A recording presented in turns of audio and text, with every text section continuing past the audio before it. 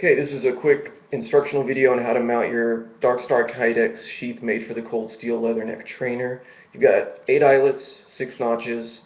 Between that, if you have paracord, you can pretty much mount it however you like, but it did come with 10 inches of shock cord. It's bungee cord. It's 3/8 inch shock cord in case you ever wanted to replace it. But really, unless you're taking this on and off just constantly, you shouldn't have to replace that for a while. You can mount it either horizontally or vertically, either inverted or upright that way. And this shock cord is in the form of a loop meant to go into these notches here, or if you really want it tight all the way around. And I'm going to mount it on some molly webbing so you can actually see. I just want to show you before I get it on there so it can be a little bit clearer.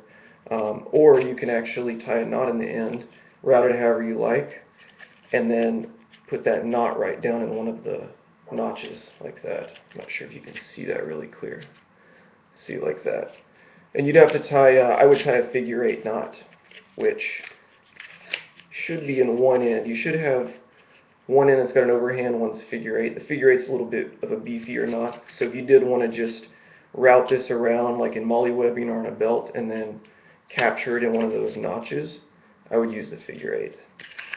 I specifically set this up so that you can mount this on one piece of webbing on the molly gear, 2 pieces, or you can turn it horizontally like this and mount it on a 2-inch rigger's belt, like they sell at Weapon Blender, like that. So I'll show you how to mount it on the belt first, because that's just the most straightforward. It's super easy. I actually wouldn't mount it facing this direction, but I'm just going to show you because it's already tied. So all I'm doing is taking that bungee and I'm just putting it underneath the belt like that. Okay. I'm going to pull all the slack out I can. When I rotate it, the shock cord goes into those 2 notches and then just over those 2 notches right there. That's it. So you're going to do the same thing with the molly gear. See if I can get a good angle here. So if you wanted to mount this horizontally, just route this bungee or shock cord, same thing. Okay, through 2 pieces of the webbing right there. I just slide it down in the notches,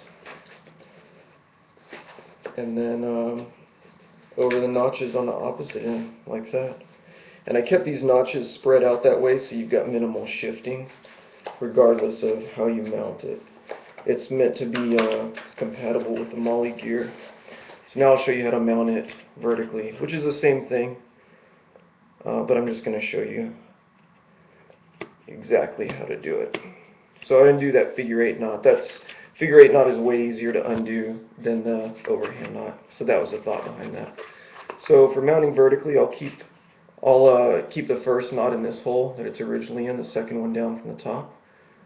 And then I'm going to put the other one through this side. Tie a figure 8. Figure 8 is the same as an overhand knot, but with one more twist. So that right there would be an overhand. I'm just going to twist it one more time. Pull the tail through. Okay. That's it. And you can see right there in the video it looks like an 8. That's a figure 8 knot right there. So I tie that so it's easy to undo later. Okay.